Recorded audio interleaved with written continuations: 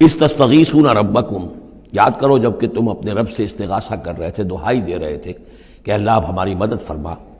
فاستجاب لکم، تو اللہ نے تمہاری دعا کو قبول کیا تھا۔ انی ممدکم بألف من الملائکۃ مردفین، کہ میں تمہاری مدد کروں گا 1000 ملائکہ سے جو لگاتار آئیں گے، پے بپے آئیں گے۔ 1000 کا لشکر آیا ہے نا، تو 1000 فرشتے ہم تمہاری مدد کے لیے بھیج دیں گے۔ وما جعلہ اللہ الا بشرا، اور اللہ نے اس کو نہیں بنایا مگر تمہارے لیے بشارت، وَلِتَطْمَئِنَّ بِهِ قُلُوبُكُمْ، اور تاکہ تمہارے دل مطمئن ہو جائیں۔ وَمَا النَّصْرُ إِلَّا مِنْ عِنْدِ اللَّهِ، اور مدد تو اللہ کی طرف سے ہوتی ہے، فرشتوں کو بھیجے بغیر بھی وہ مدد کر سکتا ہے۔ کن فیکون کی شان کے ساتھ وہ جو چاہے کر دے، لیکن یہ کہ تمہارا جو اپنا ایک سوچنے کا انداز ہے، بنائے طب بشری، تمہاری تسکین کے لیے ہم نے یہ شکل کر دی کہ 1000 دشمن آ رہا ہے تو 1000 فرشتہ تمہاری مدد کے لیے ہم بھیج دیں گے۔ ان اللہ عزیز الحکیم، یقیناً اللہ تعالیٰ سب زبردست ہے اور حکمت والا۔ اذ یغشیکم النعاس امنۃ منہ، جبکہ تم کو ڈھانپ لیا تھا ایک اونگ نے جو امن کی اور تسکین کا ذریعہ بن گیا اللہ کی طرف سے۔ یہ 2 معجزے ہوئے ہیں خاص اس وقت، معجزے اس معنی میں کہ عام حالات میں یہ چیزیں نہیں ہوتی، لیکن اس میں کوئی خرق عادت نہیں ہے۔ معجزہ اس معنی میں نہیں ہے کہ اس کو چیلنج کر کے حضور نے دکھایا ہو، اس معنی میں نہیں، بس یہ کہ غیر معمولی اللہ کی نصرت کی شکلیں ہیں۔ ایک تو یہ کہ حالانکہ معاملہ بڑا یعنی سخت تھا،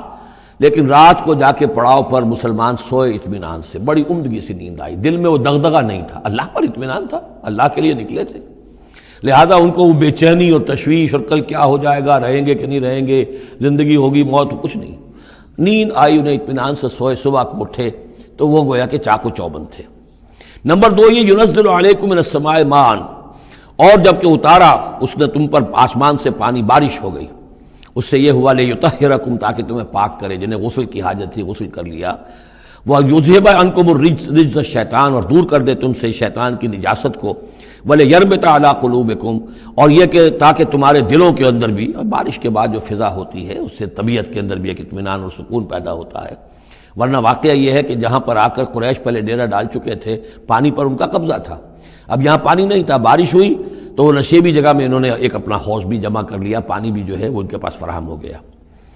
وَيُثَبِّتَ بِهِ الْأَقْدَامَ، اور پانی جب برسا تو مٹی دب گئی، مٹی کے جمنے کی وجہ سے پاؤں بھی جب گئے، وہ جگہ جو تھی وہاں پر جو ہے اہل ایمان جو مجاہدین تھے ان کے پاؤں قدم جمنے کی صورت پیدا ہو گئی۔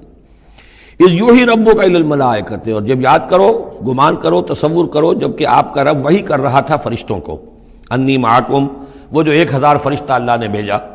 انی معکم، میں تمہارے ساتھ ہوں، فثبتوا الذین آمنوا، تو جاؤ اور اہل ایمان کے قدموں کو جما دو، اہل ایمان کے دلوں کو جما دو۔ سألقی فی قلوب الذین کفروا الرعب، عن قریب میں ان کافروں کے دلوں میں رعب ڈال دوں گا، ان پر دہشت طاری ہو جائے گی۔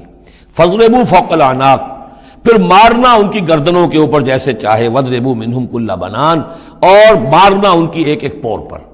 یعنی یہ کہ جب کسی شخص پر کوئی شخص دہشت زدہ ہو جائے تو اس کے اندر قوت مدافعت نہیں رہتی، پھر گویا کہ وہ جو بھی حملہ آور ہے اس کے رحم و کرم پر ہے، جدھر سے چاہے چوٹ لگائے، جدھر سے چاہے مارے۔ ذالک بانہم شاقوا اللہ ورسولہ، اور یہ سزا ان کو اس لیے دی جائے گی کہ انہوں نے مخالفت کی،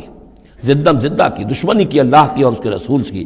ومن یشاقق اللہ ورسولہ فإن اللہ شدید العقاب، اور جو اللہ اور اس کے رسول کا دشمن ہو جائے اور اس سے زدہ کرے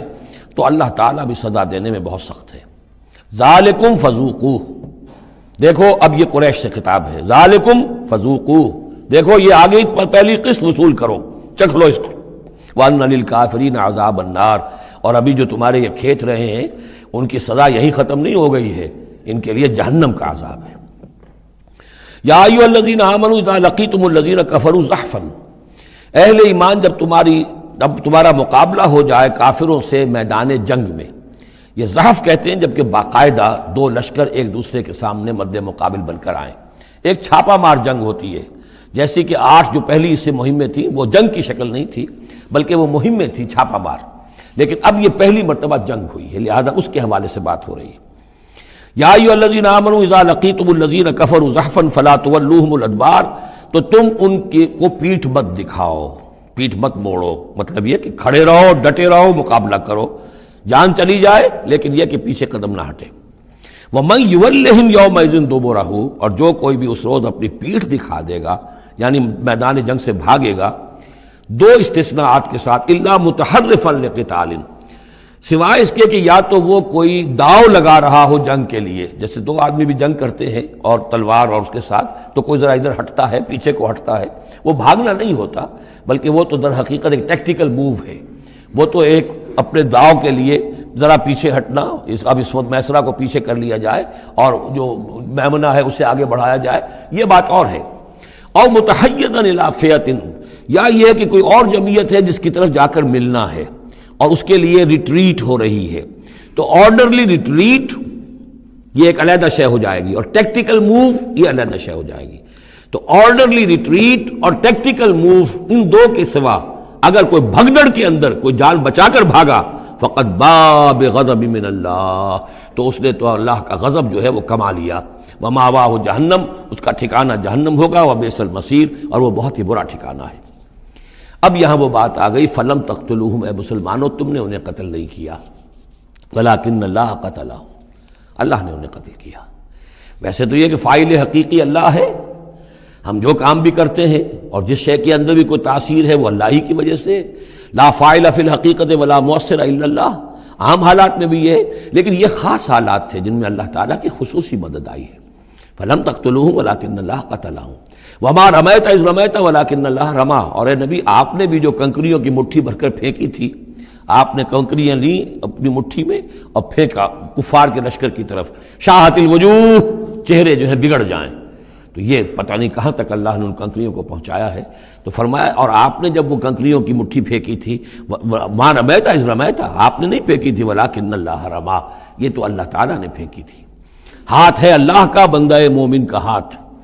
وَلِيُبْلِيَ الْمُؤْمِنِينَ مِنْهُ بَلَاءً حَسَنًا، تاکہ اللہ تعالیٰ اہل ایمان کے جوہر نکھارے، ان کے اندر کی چھپی ہوئی جو صلاحیتیں ہیں، مخفی ہیں، انہیں اجاگر کرے۔ یہ ذرا نوٹ کر لیجئے، بلا یبلو کے معنی ہوتا ہے آزمانا، تکلیف میں ڈال کر کسی آزمائش میں۔ ابلا یبلی جب یہ باب افعال سے آتا ہے تو کسی کے جوہر کو نکھارنا، کسی کی جو خابیدہ جو ہیں اس کی صلاحیتیں ان کو ابھارنا، یہ ہے ابلا۔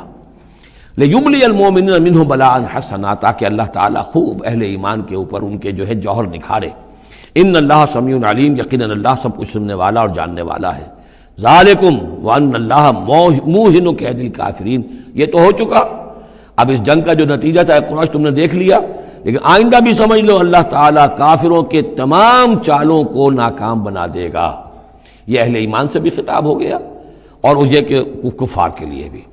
اور پھر کفار سے خطاب ہے، ان تستفتحوا فقد جاءکم الفتح۔ اصل میں ابو جہل جو لشکر کا وہ سمجھیے کمانڈر ان چیف کی حیثیت سے آیا تھا، اسے اتنا یقین تھا کہ میں نے اتنی تیاری کی ہے، اتنا ساز و سامان ہے کہ ہم مسلمانوں کو کچل کر رکھ دیں گے، تو پہلے سے پروپیگنڈا شروع کر دیا تھا، یہ یوم الفرقان ہوگا، یہ پتہ چل جائے گا اللہ کس کے ساتھ ہے۔ اللہ کو تو وہ بھی مانتے تھے، اللہ کے ساتھ دیویوں دیوتاؤں کو مانتے تھے نا، اللہ کے منکر تو نہیں تھے، لیکن یہ کہ ادھر اللہ ہی اللہ تھا، ادھر اللہ کے ساتھ اور منات اور دیوتا وہ بھی تھے، تو یہ کہ اللہ کس کے ساتھ ہے یہ ثابت ہو جائے گا، یعنی وہ اتنا یقین تھا اسے۔ جیسے 65 کی جنگ میں لاہور، فال آف لاہور دکھا دیا گیا BBC ٹیلی ویژن کے اوپر، یہ ہو چکا، لاہور جو ہے اس پر تو بھارتی فوج کا قبضہ ہو چکا، اتنا یقینی تھا۔ اسی طرح اس نے یوم الفرقان کہا، تو اسی کو اللہ تعالیٰ نے یوم الفرقان بنا دیا تاکہ منکشف ہو جائے یہ بات، مبرر ہو جائے کہ اللہ کس کے ساتھ ہے۔ اس اعتبار سے اس کی دعا بھی بڑی عجیب ہے، جو اس نے آ کر بدر سے ایک رات قبل جبکہ حضور بھی دعا مانگ رہے تھے اور طویل ترین سجدہ کیا تھا، اس نے بھی دعا کی تھی، اور وہ دعا جو ہے وہ موحدانہ دعا ہے، اس میں کسی لات عزا حبل منات کا کوئی تذکرہ نہیں۔ اللہم، اے اللہ، اقطعنا للرحم وعین الغدات، جس نے ہمارے رحمی رشتے کاٹ دیے ہیں، کل تو اسے ذلیل و خوار کر دے۔ یعنی اس کا جو سب سے بڑا چارج تھا، الزام تھا حضور پر، وہ یہ تھا کہ اس شخص نے آ کر ہمارے خاندانوں میں تفریق پیدا کر دی، بھائی کو بھائی سے جدا کر دیا، ایک بھائی مسلمان ہو گیا وہ علیحدہ ہو گیا، باقی بھائی کافر ہیں، ایک دوسرے کے دشمن ہو گئے، ماں باپ سے اولاد کو جدا کر دیا، شوہر کو بیوی سے کاٹ دیا، بیوی کو شوہر سے کاٹ دیا۔ ہماری طاقت تھی، ہمارا قبیلہ تھا، ہم قریش تھے، ظاہر بات ہے کہ قبائلی زندگی میں اتحاد، یکجوئی، یہی تو چیزیں ہوتی ہیں ساری کی ساری، کہ جس کی وجہ سے ان کی ساکھ ہوتی ہے، تو اس نے تو آ کر ہمارا ستیہ ناش کر دیا۔ اقطعنا للرحم، جس نے رحمی رشتے کاٹ دیے ہیں ہمارے، فَآهِنْهُ الْغَدَاةَ، تو اے اللہ کل اسے ذلیل و خوار کر دیجو۔ یہ دعا تھی ابو جہل کی۔ بہرحال اللہ تعالیٰ اب ان سے خطاب کر کے کہہ رہے ہیں کہ اے مشرکین مکہ، ان تستفتحوا، اگر تو تم چاہتے تھے کہ فیصلہ ہو جائے، فقط جاءکم الفتح، تو فتح فیصلہ ہو چکی، فیصلہ اللہ کا آ چکا، معلوم ہو گیا کہ حق کدھر ہے باطل کدھر ہے۔ وَإِن تَنْتَهُوا فَهُوَ خَيْرٌ لَكُمْ، اب بھی اگر تم باز آ جاؤ تو یہ تمہارے لیے بہتر ہے۔ وَإِن تَعُودُوا نَعُودْ، اگر دوبارہ اعادہ کرو گے ہم بھی یہی کچھ دوبارہ کریں گے۔ وَلَن تُغْنِيَ عَنْكُمْ فِئَتُكُمْ شَيْئًا، اور تمہاری یہ نفری اور جمعیت اور تمہاری یہ تعداد تمہیں کسی کام نہیں آ سکے گی۔ وَلَوْ كَثُرَتْ، خواہ وہ بہت ہو، وَأَنَّ اللَّهَ مَعَ الْمُؤْمِنِينَ، اور یہ کہ اللہ اہل ایمان کے ساتھ ہے۔